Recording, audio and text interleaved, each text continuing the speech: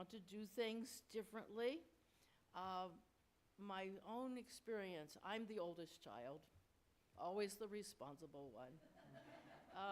My sister is 6 years younger than I, and I think when she came along, my parents must have thought they'd gotten a child from Mars, because she was the exact opposite of everything I had been. That's just true. Now, as we've gotten older, we've gotten more alike, but she's still very different from me. My husband and his younger brother, you wouldn't believe that these two guys came from the same family. They are so different. So this father, he's been used to this older child. Now, this younger child, he wants to see the world. He's not interested in farming, like his older brother, or managing the estate. He wants to see the world. And he said, and in those days, an inheritance was split between the sons. The oldest one always got the bigger portion, but the younger one got a portion as well. And so he goes to his dad and he says, give me what I'm going to inherit when you die.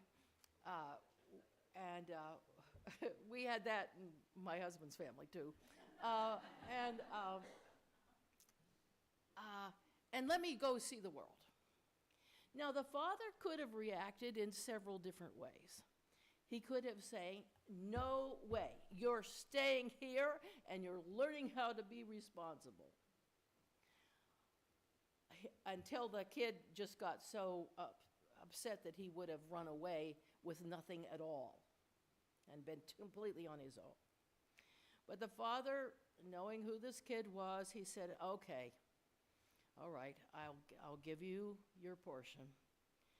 And I'm sure he gave him a blessing on the way, but this kid went out and he went far away, first of all. I stayed at home and commuted to the local college in my hometown. My sister had to go to a different college farther away. So he went far away, so he wasn't with his own people, he was with other people.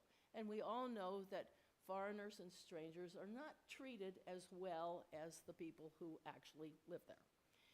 As long as he had money, he had a good time. But as soon as his money ran out, he was in big trouble. And then on top of it, there was a famine. So everybody was hard up. It wasn't just him. And for a good Jewish boy to end up with a job keeping the pigs, that was as low as it got. And finally he realized, you know, the servants in my father's house have it better than I have. I'm starving to death, and they have all the food they can eat. So he decides to go home. Now again, the father could have written off the boy as soon as he left home. And there are families that do that.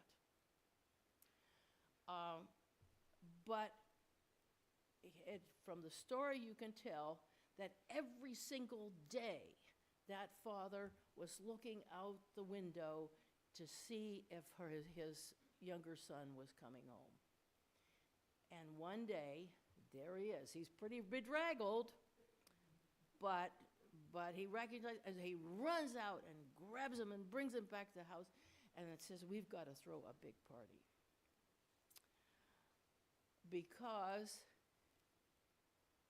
he was so glad to know that this boy was still alive. Now, there are communities where if you leave, you can't come back.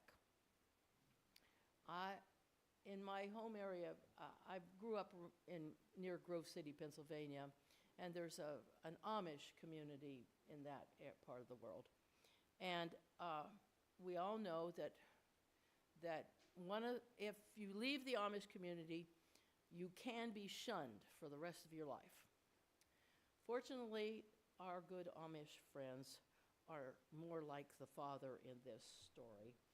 Um, they have 3 sons, 2 of which have left the Amish way of life.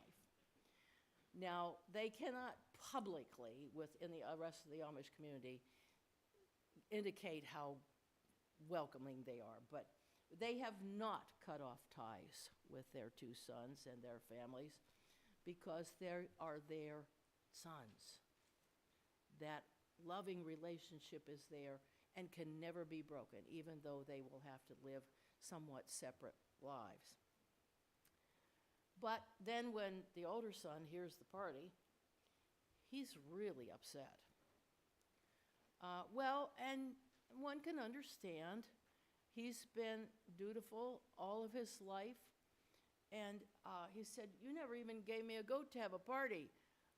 Well, did he ever ask? And the father says, "You are my eldest son. You will inherit everything I own. You will be with me forever.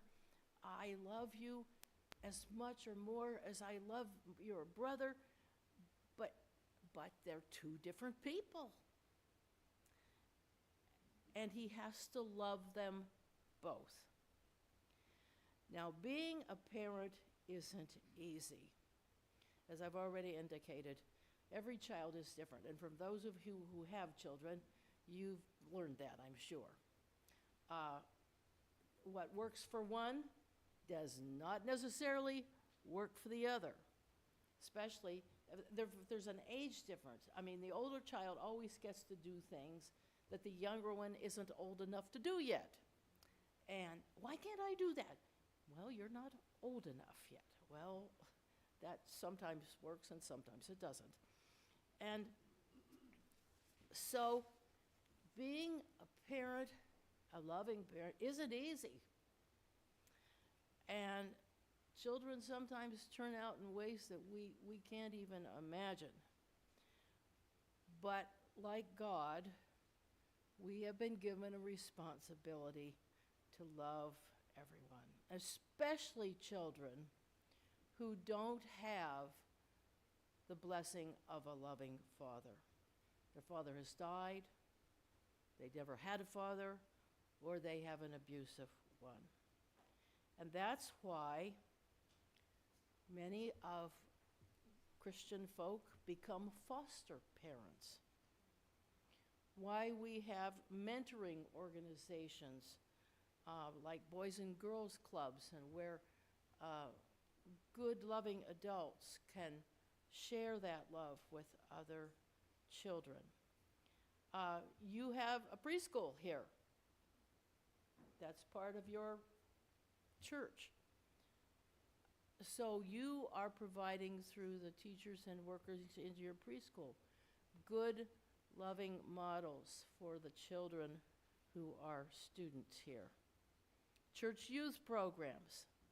Some of you in this congregation, I'm sure, either are or have been teachers in schools, and you have been role models. Nowadays, we have a growing problem of homeless teens, children who have been thrown out of their families and are on the streets. I don't know whether there's anything here in Leesburg or not, but in Rockville, there's been an organization called Rainbow Place that's had a women's shelter for years in the Presbyterian Church in Rockville.